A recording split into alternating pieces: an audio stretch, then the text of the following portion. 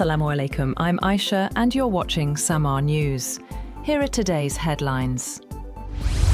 USN and Iranian officials have said that they had reached an agreement to end their war and reopen the Strait of Hormuz. US President Donald Trump wrote on his Truth Social platform, "The deal with Iran is now complete." His post came shortly after Pakistani Prime Minister Shehbaz Sharif, whose country has served as a mediator, announced a deal had been struck. The Memorandum of Understanding is scheduled to be officially signed on Friday in Switzerland. The precise terms were not immediately known. In a statement, Iran's Supreme National Security Council said war and military operations on all fronts, including Lebanon, would end permanently starting on Monday night.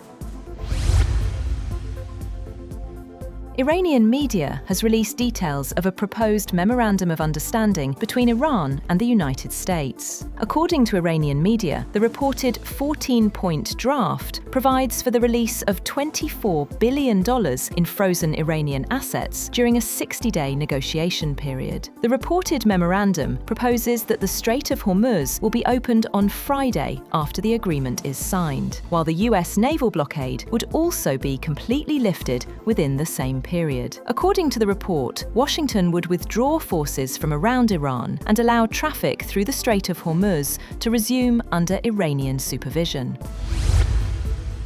President Donald Trump has criticized Israel's latest strike on Beirut, saying the attack should not have happened while a peace deal with Iran is within reach. In a post on Truth Social, Trump said all sides must stand down and urged both Israel and Hezbollah to halt attacks. He added that a broader agreement could bring peace to the region, including Lebanon, and warned against actions that could derail the process.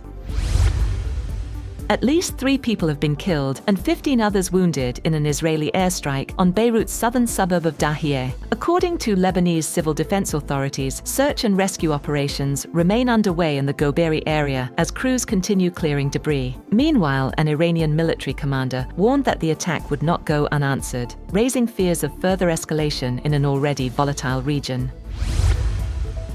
Iranian Foreign Minister Abbas Araghchi has said that lasting regional security cannot be achieved by excluding Iran from emerging security arrangements. Speaking in Tehran, Araghchi said countries in the region increasingly recognize that stability, economic development, and security depend on cooperation and shared interests. He also stressed that any new regional security framework must be based on collective participation by all countries.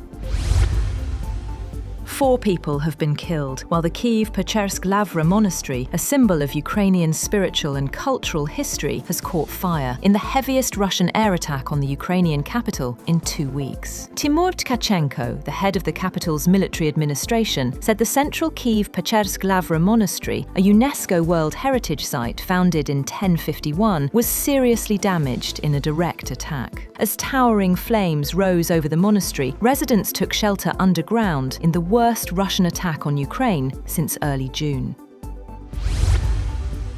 British Prime Minister Keir Starmer has said he will ban social media sites for under-16s and impose restrictions on gaming and live streaming platforms in a fight back against big tech that goes further than any other country. Starmer said the sweeping changes will give kids their childhood back, outlining measures against platforms including Snapchat, TikTok, and Instagram, as well as gaming sites that allow strangers to communicate with children. He told a press conference, "It is clear that a full ban is the right choice."